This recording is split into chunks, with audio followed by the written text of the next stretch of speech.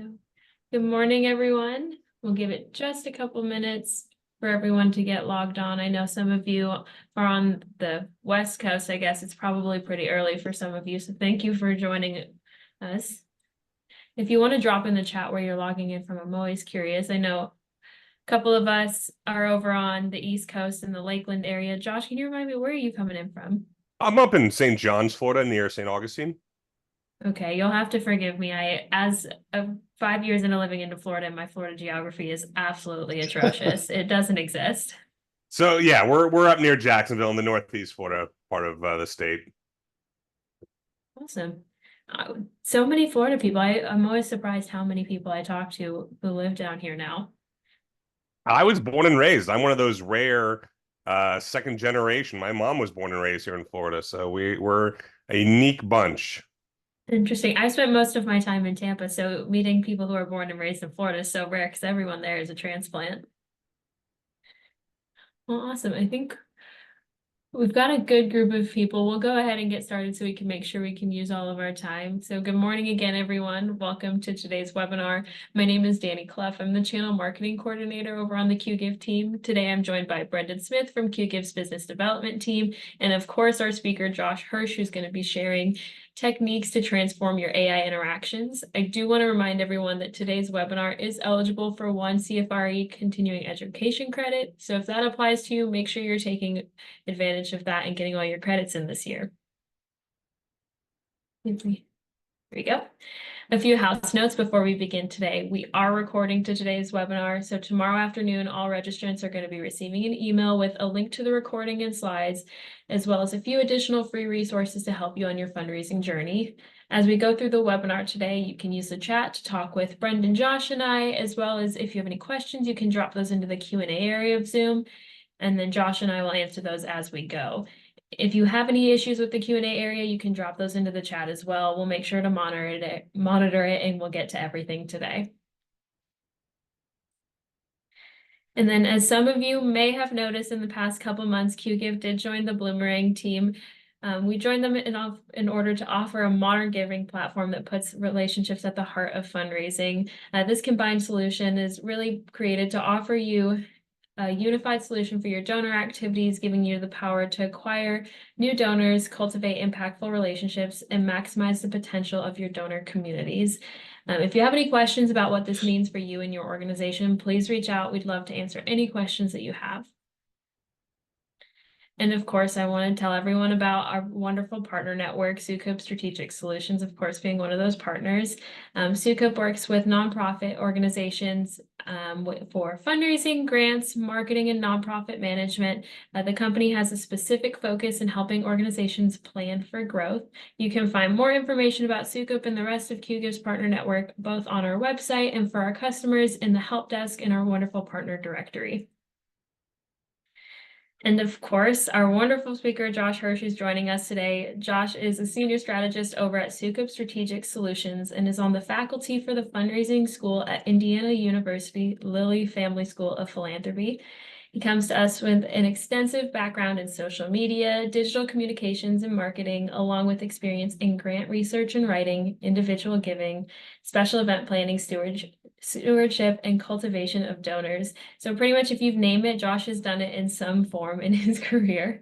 And with the introduction of AI, Josh has taken on the role of pioneering the education in the realm of AI for nonprofits. He's got a whole wealth of understanding of the nonprofit industry that I cannot begin to touch on in this introduction. So I'm not going to take up any more of his time, and I'll let him tell you more about himself. Thanks.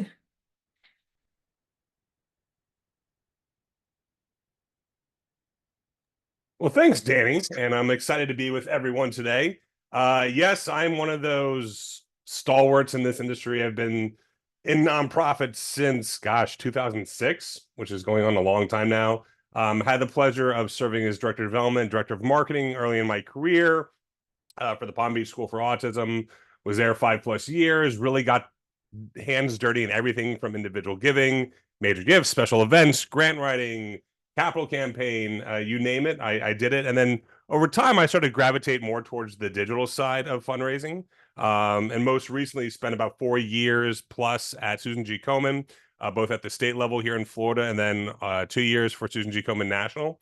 And that was right at the beginning of the pandemic. We were actually in Orlando getting ready to launch a new event in the market. And that Wednesday night, the NBA shut down. Woke up Thursday morning, was the most intense crisis communications moment of my career, and having to shut down an event for thousands of people, contact all of our participants and vendors and partners, and went back to our offices. We were in the hospital at that time, and we're like, all right, see you in 2 weeks. And then we never went back. And then we entered into this wonderful world of virtual working, and got to join the national organization and was on the social media team for 2 years there, running LinkedIn and Twitter and doing all that fun, nerdy KPI data stuff. And now I'm very fortunate to say I'm a retired director of development, director of marketing, because now I get to work with amazing nonprofits all over the country as a consultant in my role with Soukup Strategic Solutions.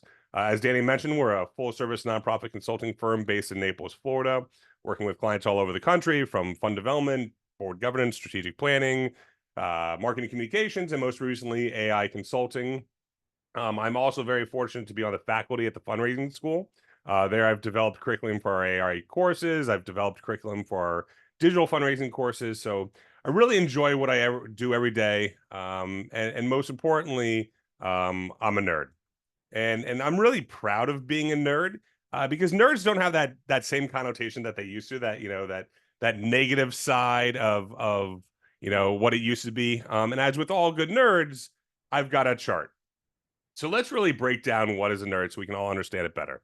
So first you have intelligence and you have social ineptitude. And that happy place there is a dweeb. You take social ineptitude and obsession, and that's a dork. You take intelligence and obsession, and that's a geek. And that happy place right in the center is me, is a nerd. And that's a combination of everything. And for me, being a nerd is about being passionate. It's about waking up each day, loving what you do, being passionate, whether it's professionally or personally. For me, I've fallen down this AI rabbit hole about 2 or 3 years ago now, first starting off in generative AI. I can't draw for squat, but I've got all these crazy visions in my head. So using AI, I was able to unlock them. And then over time, really started to gravitate towards how can we use these tools for nonprofits, not just for fundraising and communications, but from all aspects within nonprofits. So I've been very fortunate to fall deep down this rabbit hole. And like I said, being a nerd about it, finding your passion. And that's my charge to you today is I want you to wake up each day, finding your inner nerd, and be passionate about what you're doing. So to start off, we're going to do a little interactive session here. So if you want to go on your computer, you can go to slido.com and enter in code 3171777. Or on your phone, you can scan that QR code there.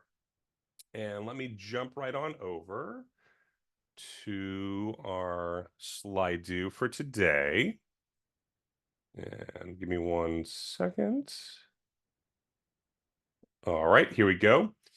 So like I said, you're going to go to slido.com and you're going to enter in 3171777, or you can scan that QR code and it'll take you right here. And I want you to answer the question, when you think of artificial intelligence, what words come to mind? I always like to start off my sessions doing a word cloud like this, because for one thing, it gives me a chance to see where people's perspectives are in the room. And at the same time, too, try to dispel some myths. All too often, I see scary come up. And you'll notice as certain people answer the same word, other words become more prominent. So yeah, we see scary, we see chat GPT, helpful, efficiency. So my goal by the end of today is to take away that scariness that you might have from AI and think about more of it being overwhelming. Not really knowing where to begin, what is the true powerful nature of what we can do. But as we see, like I love amazing just popped up because it is 100% amazing. It is a huge helpful tool, not just from a professional standpoint, but also personally. How can you become more efficient? Oh, I like this one. Just said mysterious. Let's see what a weird science movie. Yeah, that's a good one. So we see virtual assistants, murky. Scary is still prominent. But I think all too often people are scared because they don't know what they can do with it. And that's what I hear a lot when I'm presenting at different sessions, whether it's in webinars or in person. It's like, where do I even begin? What can I do with it? And there's, my answer to them is identify the pain point you have in your organization. And I hate that term, but like, what is bothering you? What are those problems you have? Let's find a solution and reverse engineer it using AI. And that's really where we're at this point, is that there isn't too much that we can't solve using AI. how can we take those problems, and there's really no problems, there's opportunities for solution, and find ways to make it more efficient within our organization. So I really appreciate y'all participating in that. I got one other question right here. Are you currently using AI for your nonprofit organization? Yes, no, or I'm scared Skynet is going to take over. So we'll let you take a quick answer here. So we're about 3/4 are using it. Now it's starting to slip a little. All right. We'll give it another second or so. So it seems like there is a good majority of y'all who are using AI in your organization, and that's great. And if you're not too late. However, we've really moved, in my opinion, past that need and want stage, and we're now moving to that must-have stage. We're having great partners like QGIve who are starting to integrate AI into their reporting, into their platform itself. And it's getting to the point where we won't be doing the traditional reporting where you have to find the right variable field. And if you use and instead of or, you're not going to get your results. But you'll literally be able to type into a search bar, find me a major donor who contributed to our organization the last 3 months that lives in Chicago and has a child under 3. And once again, if you have good, clean data, in a matter of no time, it's going to spit out a complete report exactly what you're looking for. That's where we're moving towards. We're moving towards this nature where AI is just going to be so ubiquitous with everything we do that we're going to not realize that we haven't been living with it forever. And we really haven't been living, it's been a part of our lives for a long time. How many people remember Clippy, that little Microsoft assistant? Well, that's AI before we even really knew what it was. I'm sure a lot of you might be using Grammarly as a web extension to help with your writing. We're using Alexa, we're using Siri when we're watching Hulu and Netflix, all those recommended viewing programs. That's all AI. That's an algorithm based upon your viewing habits, giving you recommendations. That's where we're moving towards. And now, using the advent of ChatGPT, it's become so available to everyone that we're at this time where we know, we don't know how to live without it almost. And if we as an organization are going to adopt and adapt to using this, you're going to become much more efficient. There's always the, oh, well, it's going to take jobs. It's not. It's going to make you more effective at what you do, allowing you to focus on your constituents and your donors more, and actually picking up the phone to call them and steward and retain donors, because we know that's the most important part. Acquiring donors can be time consuming, and it's much more important to take our donors and create those personalized journeys for them using AI. And that's the ultimate goal. How can we make someone not feel like an ATM, but make them feel like they're the only ones in the room, and really treating them as a partner along the way? Because without their philanthropic energy and investment, you as an organization can't do anything. So we need to make sure that these donors feel heard. We need to make sure they feel worthwhile. And through AI, we can do that. So let's go over a couple learning objectives for today. And really what we're focusing on is prompt engineering. So for the next 40 minutes or so, we're going to go over this. We're going to save some time at the end to really dive into ChatGPT itself and see it in action, because I feel that's always really when it clicks. Hearing the practice and theory is great, but actually seeing it in action is what matters.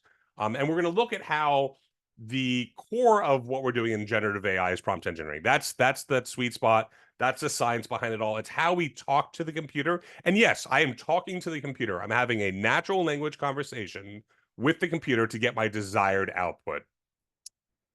Generative AI, and especially like ChatGPT. And when I say ChatGPT, it's the brand leader right now. It's the Tylenol, it's the Xerox, it's the Kleenex. It's the one that most people are aware of. But there are tons and tons of different GPTs, which is actually the tool that you can use to talk to the computer, to have the algorithm search the LLM, that large language model of the trillions of data points, to create a pattern for what you're looking for. And at its core, that's what generative AI. It's pattern generation, is trying to guess the next word to make you happy and get your desired output. So we're going to look at what are those fundamentals. We're going to do some kind of advanced strategies, some different types of pattern generations that we can look at. And then we're going to do some, live real-time demo and really see how we can put it into action. My goal for the end of this is to make AI not scary to you, because we saw scary was a very prominent term in that word cloud. And also just get your hands dirty.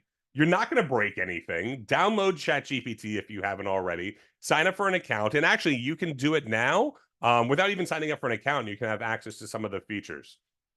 There are two models within ChatGPT. There's the free model, which 99% of the content that we'll be looking at and generating today is all done through the free model.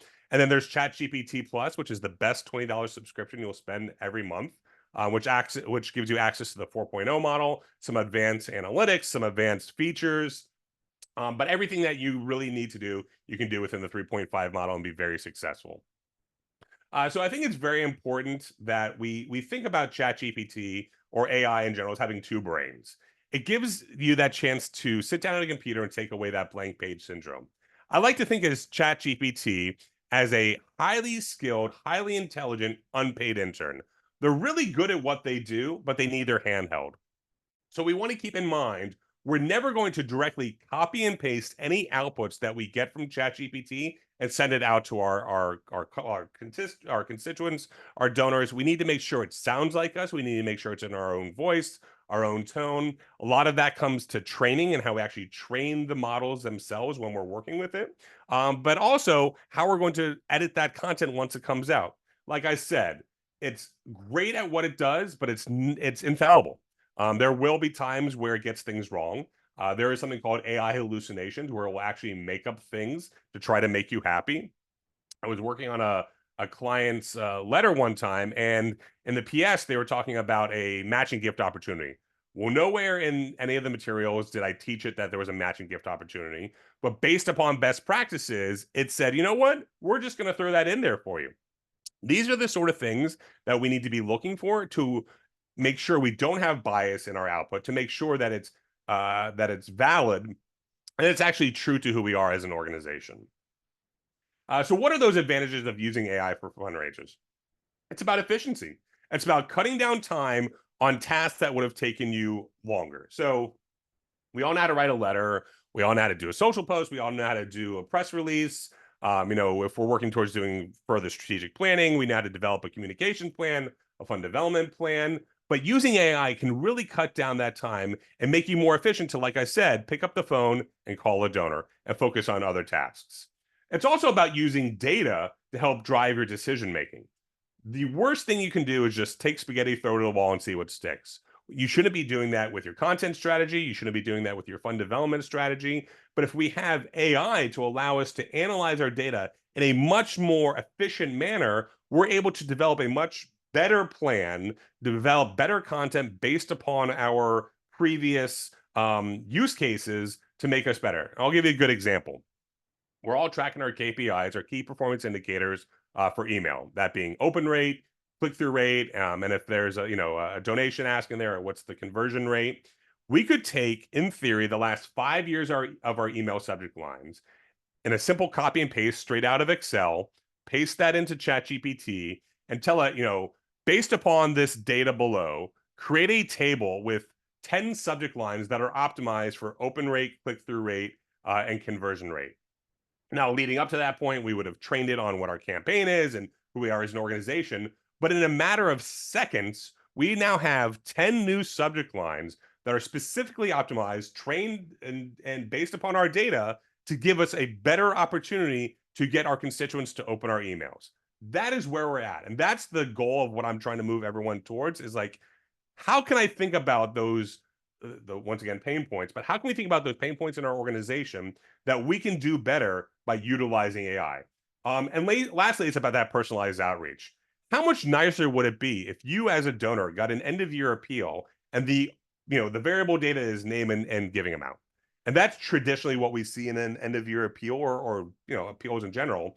But using the data to actually create a personalized donor journey for them so they feel connected to your organization. That is what is possible with AI. Using good, clean data, that is how we can get there. And it comes down to having good data privacy policies, having good way data usage policies. How are we going to actually make sure our data is anonymous? Because we never want to put personalized donor data into a tool like ChatGPT. We would anonymize it, add a donor record ID number. So that way we're not talking about Josh Hirsch, but we're talking about donor record ID 474. And then once we do our outputs, we can then cross-reference donor ID 474. Okay, that's Josh Hirsch, so we know who to get that letter to. Does that part take more time? Yes. So it's much easier to generate 200 letters in a mail merge using the variable field of name and giving amount, but that's cold. It's a vanilla letter, and it doesn't speak to me who I am to connected to your organization and why I've supported you. So while that portion will take more time, it is going to make a better experience for your donor and going to allow them to want to stay connected to your organization longer. I always think it's important that we have some key terms that we talk about so we're speaking the same language. Inputs is literally what I'm typing into the computer. Outputs is what I'm getting out. So that old acronym GIGO, garbage in, garbage out, it rings true so much more in generative AI because we want to be very clear with what our desired outputs are, very clear with what we're trying to get, and being able to talk to it through prompt engineering. Like I said, that's the magic science behind it all. That's where we want to be able to focus. If we know how to have a proper conversation explaining what we want, we're really anything's possible. OpenAI is the company behind that's developed ChatGPT. They've developed DALL-E, which is their generative AI art tool. They've developed Sora, which is their upcoming video tool. They have now an AI audio tool.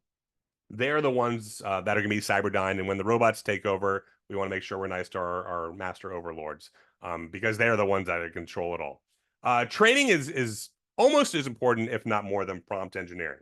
So training means that I'm actually sitting down and teaching the computer, teaching ChatGPT who I am as my role with the organization, what my organization is, some background information. So that way, when I tell it to generate a letter for a no-kill animal pet shelter based in Houston, Texas, it's not a vanilla letter, but it actually speaks to who we are as an organization. It brings in our brand voice and our tone.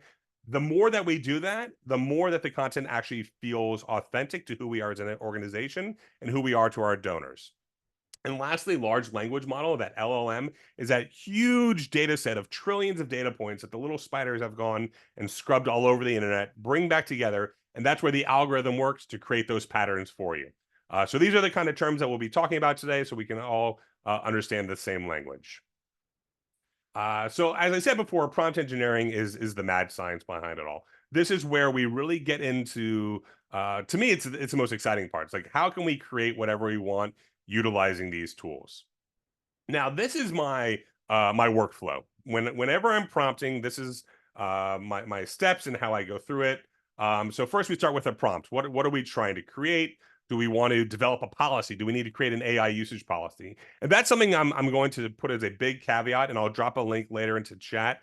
Every organization that is using AI in some form or another must have an AI usage policy. Most likely you have a gift acceptance policy. I hope you do. You certainly need one if you don't. You've got a social media usage policy. You should have a data usage policy. And if you're using AI, you must have an AI usage policy. Because what it does, it takes away those gray areas of how we can use it and puts up strong guardrails for which, we're not able to slip. So we're going to create that prompt, whatever we're trying to do. Are we trying to create a communications calendar? Are we trying to create end of year appeal for our organization? And then I'm going to compose a message. That's my input that I'm actually typing in. When I hit send message, then I receive my response. That's my output. 9 times out of 10, I am not satisfied.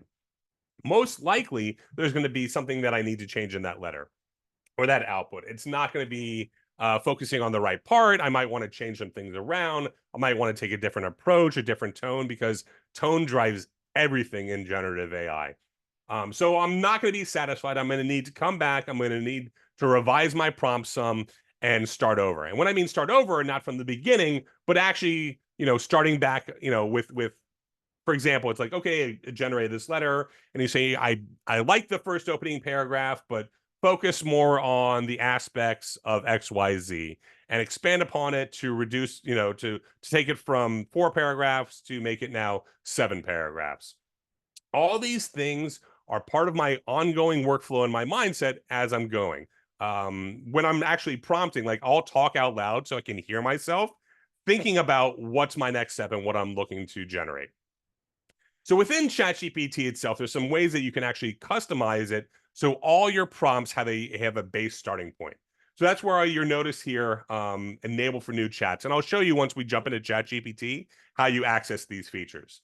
For me, it's an all or nothing. So I always leave it enabled for new chats. I don't touch this left-hand one, this customized ChatGPT. What that does is kind of creates like, what is the role? Who is this output going to be coming from? And because I'm working with different clients, because I'm working with different projects, everyone is different.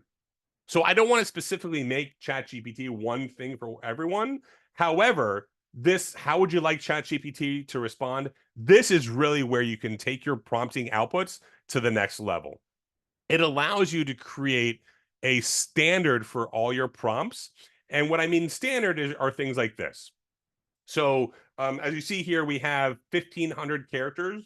This right here is about a little less than 1,100 characters or so. And these are things that are constant for all of my prompting. So things like be highly organized, suggest solutions that I didn't think about, treat me as an expert in all subject matter. Now, even though I put that in there, I will do, and as you see when we get into the prompting, I will even make it even more narrow to put even on more specific blinders for it to be a specific role with specific area that it is a subject matter expert in. Provide detailed explanations. Give me all that you want. I'm comfortable with details. I like, you may use high levels of speculation or prediction. Just let me know that's the case. I don't want to get into moral lectures with ChatGPT. Just give it to me as is.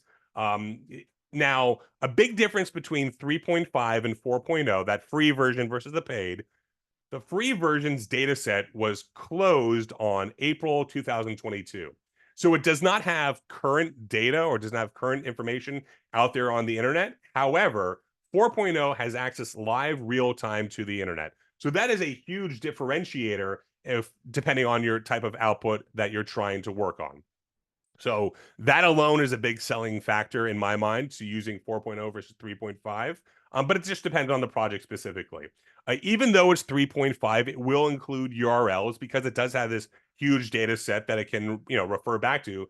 That URL might not be accurate and current, but at least you have a good starting point. I don't need to know that it's AI. And this last one that I added recently, the no yapping.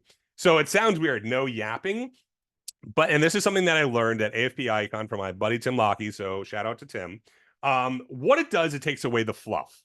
AI likes to use a lot of adjectives. It likes to use a lot of like grandiose, language. And as you start to work in it, you'll notice trends, and it uses a lot of things often like transformative. It loves the word transformative, and it like drives me insane while I'll be working in some output, and I'll see the word transformative like 3 or 4 times throughout the output, and it's like, yeah, no, this is just not good. But because of the biases that is trained on from the LLM, those large language model, from those trillions of data points, what it thinks best practices, that's where it's pulling those things in. No yapping has really curtailed a lot of that fluff and has really made the content a lot tighter. So once again, thanks Tim for that one. I've noticed a lot of great improvements since using that. And these are things, like I said, I put this all into that customized portion right. Let's go back a second. Right here. So having all that content in here, and it's just a list, just no bullet points, just straight listing all that content. It allows me to have a good basis starting point for my outputs.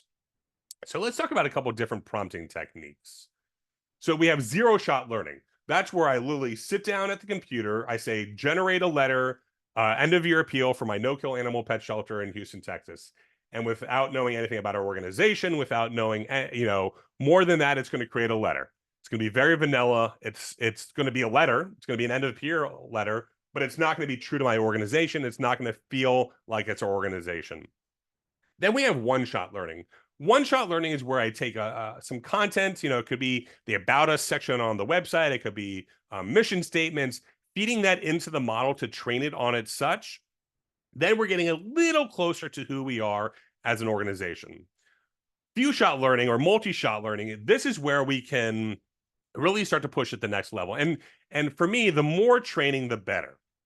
So we take, like I said before, that subject line example, taking your past subject line, taking your data from that, taking your past appeal letters and putting in there, blog posts, taking your social media posts and putting in there. The more and more content that we have, that you have generated, that's out there, putting it into the model so it can learn who you are, that's how you're going to get much better output, because it's going to be more in line with who you are as an organization. So we're going to look at probably the most important pattern. What I think is the persona pattern. This is the what also known as the crate formula. This is where we're actually going to create a character and define who is the ChatGPT output going to be from. So in this case, you'll see I almost have like, it's a formula because I actually walk through the same prompt technique every time. And I'll just like insert a few different words depending on what is that role we're trying to be. Request is that input. It's like being very specific. If I want from my output a 6-month calendar that's in a table with bullet points, including these different columns, being very clear as possible, it will actually give me that from the output. Examples, this is where those different methods of learning come into play. So the more content and examples I can share here, the better. This is where tone drives everything. And we'll see in a few minutes how big tone really can matter. Adjustments are those refining of our actual prompting as we go. And actions is anything a little special that we want to throw in there along the way. This is the core of everything, and we're going to look at this in a few minutes as well. Two other patterns I want to talk about are the question refinement pattern, and then these are a little more advanced. The question refinement pattern is taking a larger, broad concept and breaking it down so it will then actually question itself. So let's say I need to create a strategic plan for the next 6 months for my no-kill animal pet shelter based in Houston, Texas. I have no idea where to begin. And you can literally prompt it, say, I need to work on this strategic plan. What are the, what do I need to think about? Where do I start? So without saying the question refinement pattern, you could tell it using the question refinement pattern, create, my steps, or just by asking it questions, you're almost just turning it on without it realizing, and it then breaks it down to different parts. And by answering those different parts, you're able to get much more refined output to what you're looking for. The audience persona pattern is great because what it does, it allows you to take a broad concept. So let's take DAFs, for example, donor advised funds. Great new giving tool. I don't want to say new, but it's relatively new as a way to explain that to a major donor. And you could take any broad topic, but where I like this even further is this is where you can create lookalike audiences.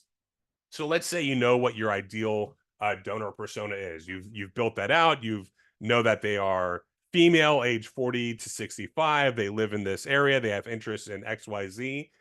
By using their audience persona pattern, you can take your concept and identify a similar audience that is, in theory would support you, and have it take your topic and refine it for them. So this is just another way that we can push it further. So for the next little bit of time, we're going to jump right into ChatGPT itself. And if you've never seen ChatGPT, this is what it looks like. So this is the 3.5 model. We switch up here, it's the 4.0. And you'll notice by switching to the 4.0, the little paperclip jumps up here. This allows me to actually attach files now to my content here. But for today, we're going to focus on 3.5. And what's important to remember is that each conversation is mutually exclusive to itself. So these are all different conversations, different threads that I've been working in. And it's loading here. We'll give it a second. But every one of these is different. So if I sat here and was working in, here's a perfect example that explained DAFs to donors. This was using that audience persona pattern. So if I sat here and took this and started a new prompt and said, we were talking about the historical data of Jacksonville, Florida, and the giving, it would have no idea what I'm talking about. So this is where training really comes into play because we want to continue to work so it can learn from there. Within here and customize ChatGPT, this is that area that I was mentioning before that we actually add those additional prompts in. So I'm right now at 10,000 or 1,028 characters at 1,500. So I have some additional ones that I could work with. And as you see, I have this enabled for all chats moving forward. So for today's purpose, we need a volunteer. And let's see. The first person in chat who drops their organization name and URL, we're going to use them for our example. So who's going to be the first one in chat? Stillwater Hospice. Congratulations, Bonnie. Sorry, Bonnie wins. Bonnie's got hers first in there. So let's pull up Stillwater Hospice. And Bonnie, is this you? Perfect. Thanks, Bonnie. All right. So for the purpose of our example, we're going to be using Stillwater Hospice. And we are going to go to our About Us page. And let's grab our story. So what we're doing is we're going to do some not so much few shot, like a mixture between one shot and few shot learning, grabbing content from the organization on their website and adding it to here. But before we do that, we need to start with the persona pattern. So I always like to start with act like.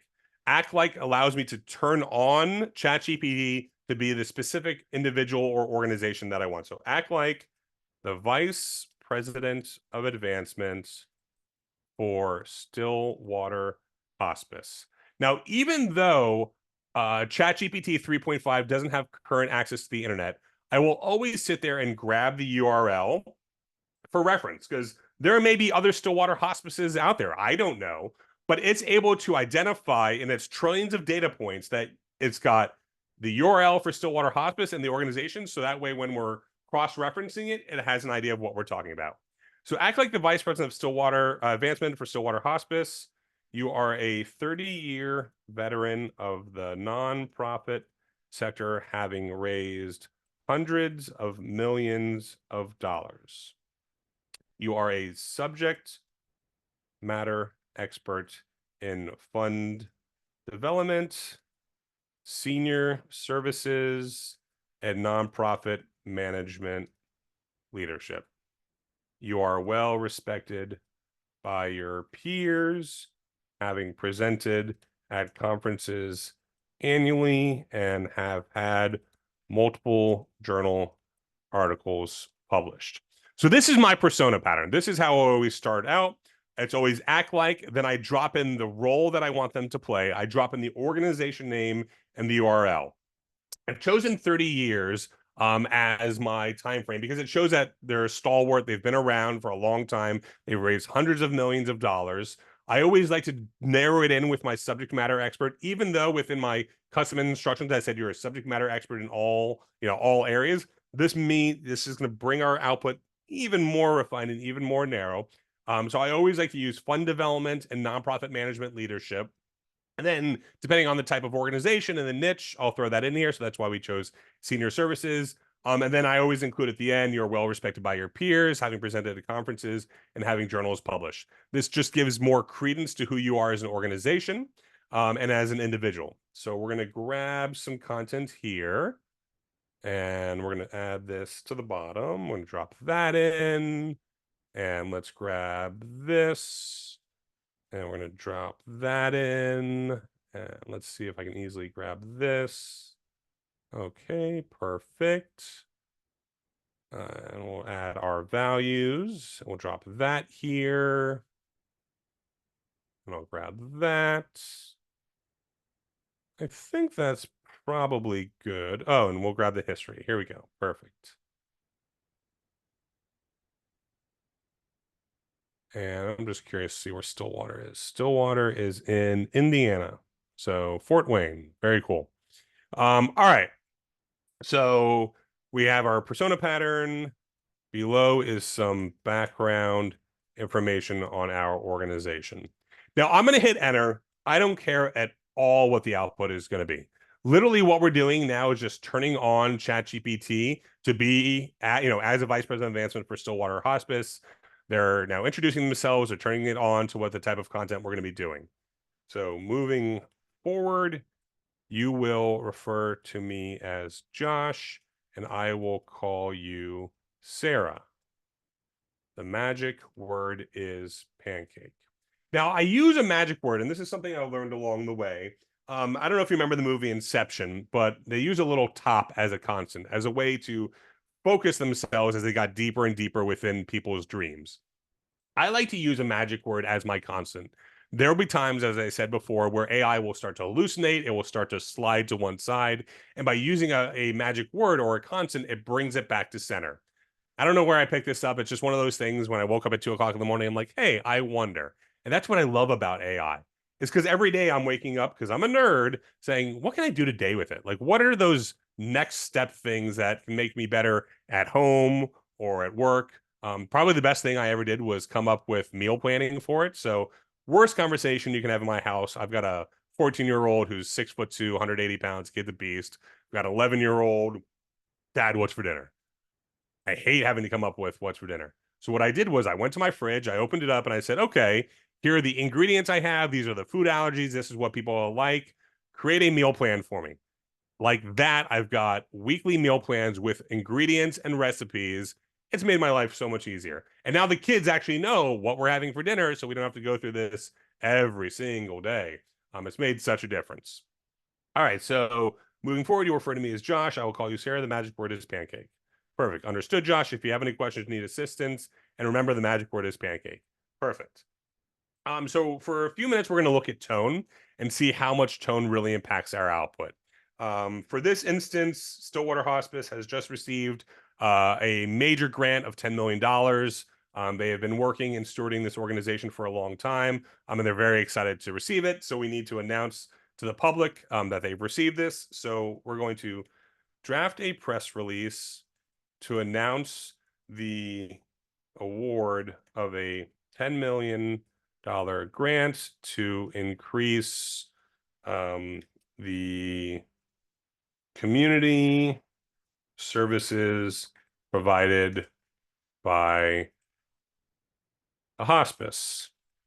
In this press release, include a quote from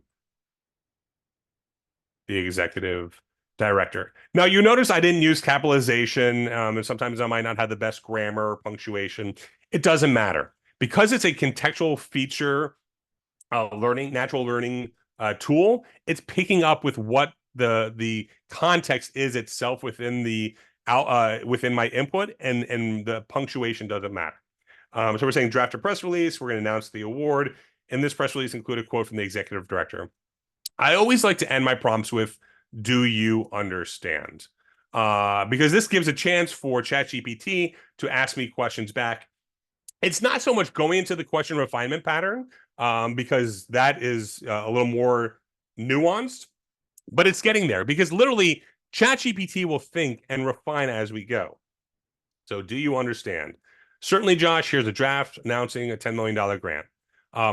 Keep in mind, this is always just first draft. I would never sit here and take this out. I'm going to need to refine it more. We're going to actually go to our executive director, and this is just a made-up quote, but it's a good starting point. The executive director might be too busy, and we can say, hey, listen, what do you think about this idea? So let's just take a quick look. So Stillwater Hospice is pleased to announce the receipt of a transformative. What I tell you? Transformative. There it is again. It drives me insane. $10 million grant aimed at expanding and enhancing community services offered by the organization. This generous funding will enable Stillwater to further its mission, providing compassionate care. This grant was awarded by the name of the grantor, underscores the importance of the vital services. Significant grant will allow us to expand our reach and impact within the community, ensuring that more individuals and families have access to compassionate care. The $10 million grant will support initiatives aimed at increasing access to hospital and palliative care services in individuals with life-limiting illness, expanding grief support, enhancing education. Now, I didn't specifically lay these out. I said that increased community services. So based upon the website, because we know where it's being pulled from, based upon the background information that I shared up here, it's creating, and whether these are accurate or not, or what the funding would actually go to, it's trying to make me happy. It's trying to create that pattern as we go. I see that there's a question. We got a question, Danny? Yes, somebody asked, will ChatGPT remember this character in the future, or do you need to put this information in every time? Great question. So if we stay continuing to work in this one thread, which is this one right here, no, we will not need to recreate this character each time.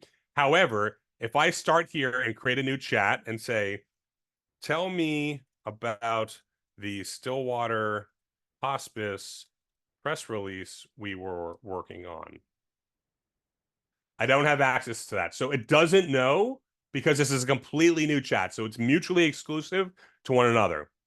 So it's important to stay within that one thread as we're going along.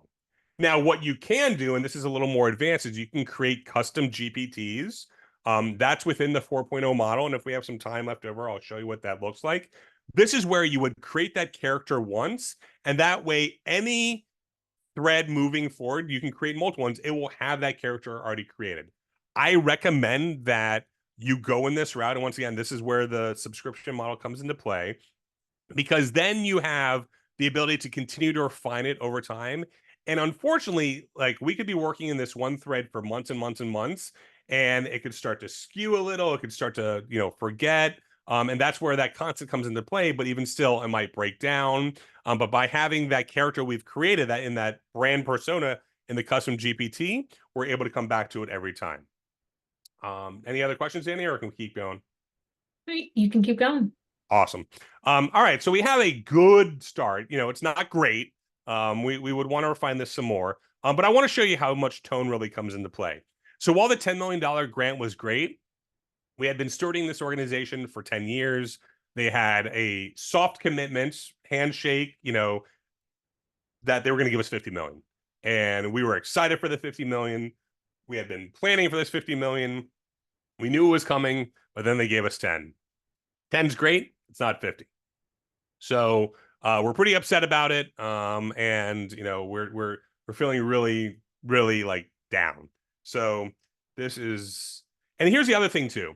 I will praise ChatGPT when it does something well, and I will admonish it when it does something wrong, and I will even gaslight it. I will like really turn up like the negative energy to make it realize that it is so far off of what I'm looking for that it wants to make me happy and correct its mistakes.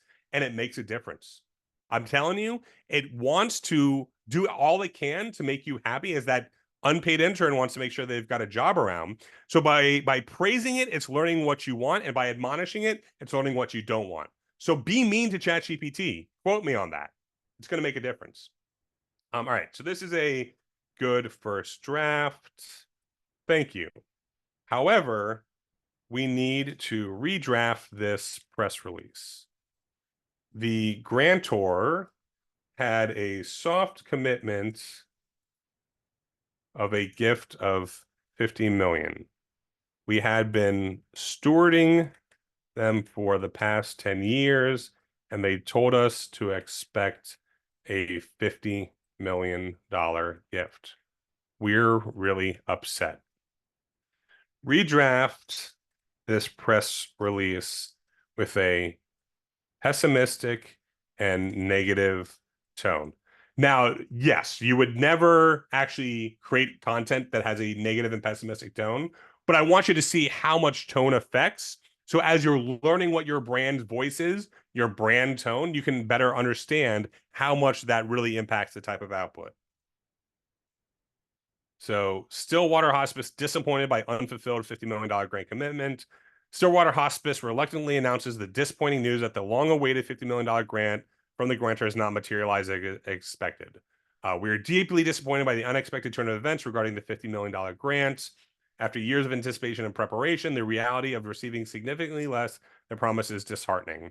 The failure of the grantor to fulfill their commitment has dealt a significant blow to Stillwater's hospice. So you can see how much of a difference just by changing that tone, our output completely does a 180. So it's important to remember, who are you as an organization, and what is your brand voice and tone is going to drive the type of output you create. This is a good draft. Thank you. But let's go back to the original version as it's more accurate to our current situation. All right. So it's now reverting back to the original press release. Perfect. What we wanted to do, that $10 million is great, but like I said, we had a $50 million campaign, so we need to make up an additional $40 million through our end of year giving, and we have 3 months to do it. So we're going to, in the last 10 minutes or so that we're together, we're going to draft a couple of appeal letters and see how we can work on that. So so as part of our end of year campaign, we are doing a segmented appeal letter to our different donor personas. Let's focus on our major donor persona. We define a major donor as anyone who supports our organization with an annual gift of a minimum $10,000 annually. Draft an appeal letter to them with the focus being to increase support for our community services.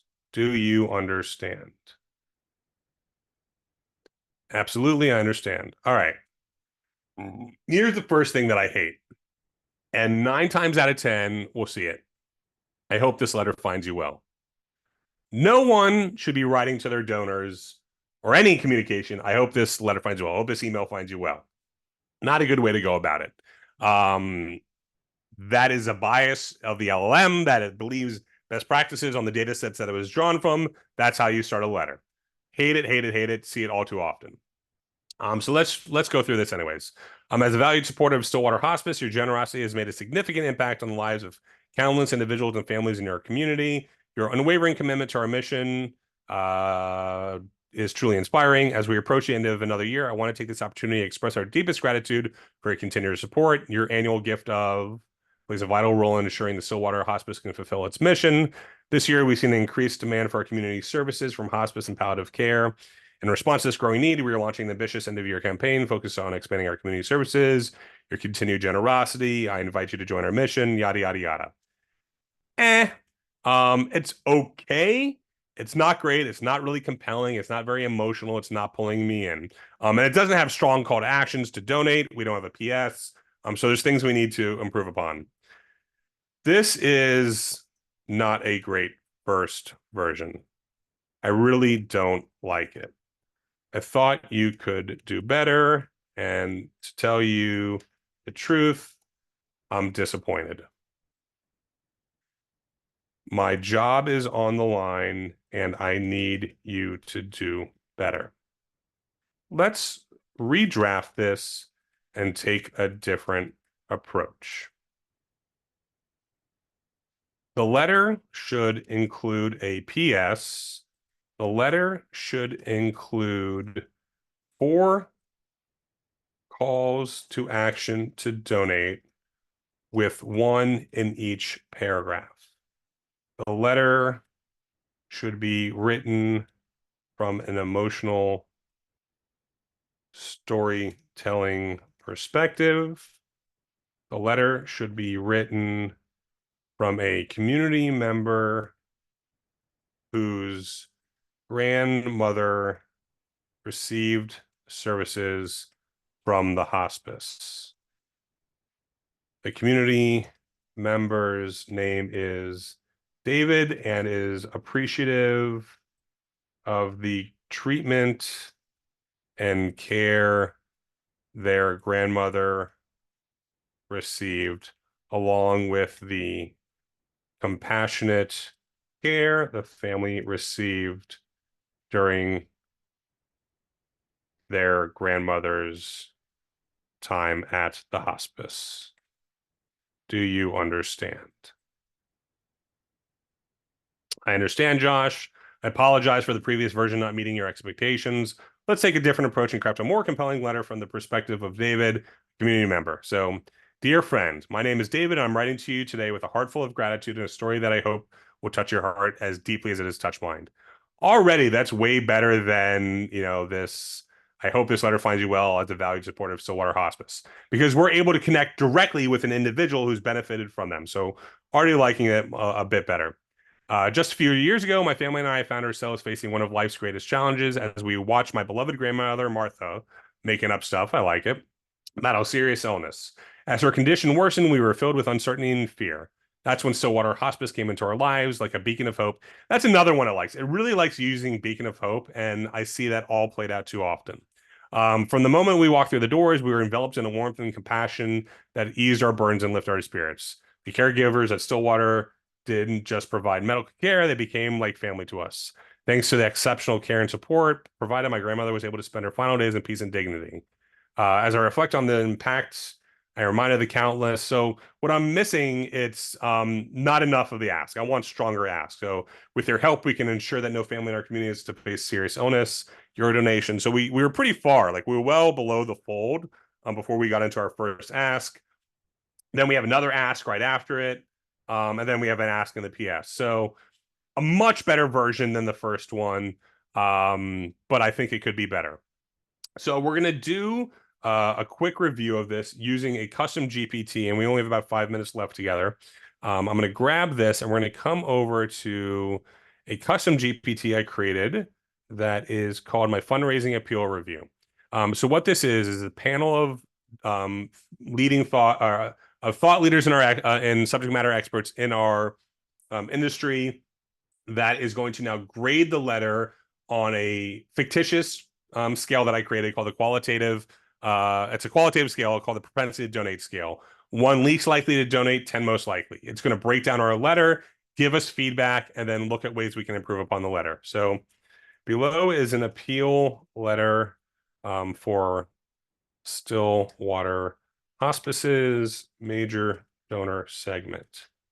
Based on the propensity to donate scale, where 1 is least likely and 10 is most likely to donate, rate the letter below. Do you understand?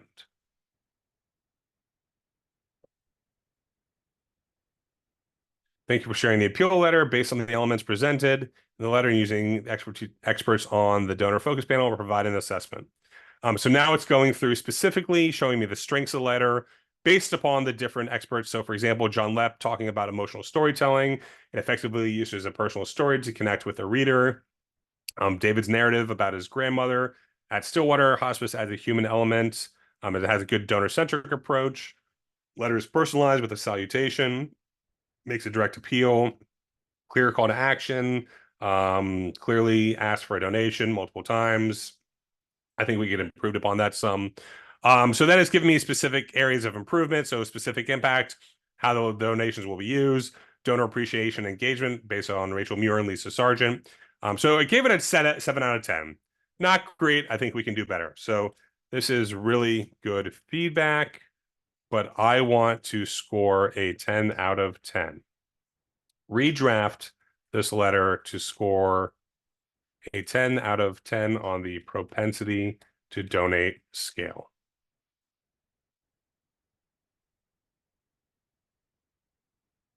So it's now redrafting it.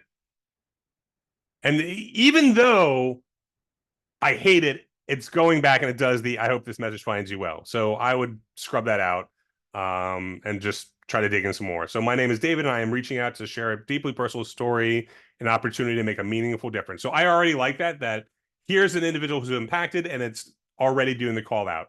It's showing you more of the personal story. I like here how it's including specific ways that your gift can make a difference. It's a better version. I think that I would take some of what we originally did and couple it with this to get a little better to our final version.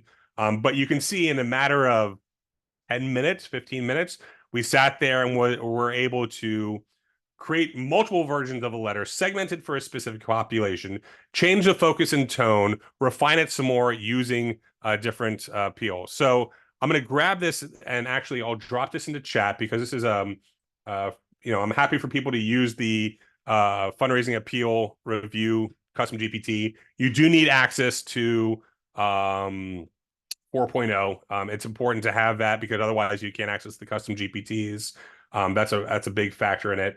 I hope that you really enjoyed today. And most likely you're feeling like this right now. That means mission accomplished. It's always my goal to leave attendees overwhelmed and their mind spinning and not scared. Let's not be scared of AI. Let's have some fun. Get your hands dirty. If you want to learn more, I've created this guide to artificial intelligence for nonprofits. Feel free to scan the QR code and you can grab that there. And Danny, I'm now turn it back over to you. Absolutely. Thank you. Before everybody runs off, I know it's a busy day in middle of event season for a lot of you. I'm going to launch a quick poll. So if you're interested in learning more about Soukup Strategic Solutions and hearing more from Josh, you can check yes on that, and I'll make sure to get your information over to him. I know, Josh, we did have one additional question in the chat asking what the purpose for the magic word is. So I use that magic word as a way to keep it centered and so that there's constant. Sometimes it might make things up, like it created Martha. I didn't tell it that its name was Martha, the grandmother. There'll be times where it created in the PS, it makes things up. It's just a way to bring it back to center and to refocus. Well, thanks for answering that. And thank you again for joining us today and for all of that information. I know I learned a lot. I learned about all the ways that I'm not using ChatGPT correctly. So thank you so much for that. I hope everyone learned a lot today. Brendan, am I missing anything before we go?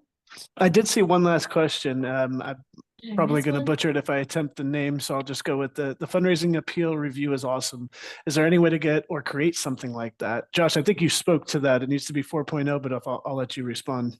Exactly. So to have those custom GPTs, you need 4.0. I did drop into chat a link to that fundraising appeal review panel.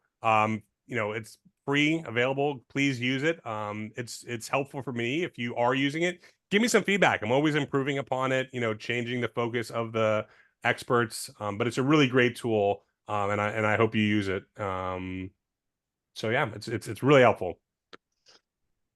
Well, this was really helpful, Josh. Again, I mean, we asked you to come on for a reason. I think this is awesome content to take back for the teams. It sounds like there's already some plans to improve processes and how they're prompting. So, mission accomplishment. I appreciate your time and expertise. I know our clients will gain good usage out of this, and certainly will hope to hear more stories of how they've been successfully applying some of these tactics that you're teaching them.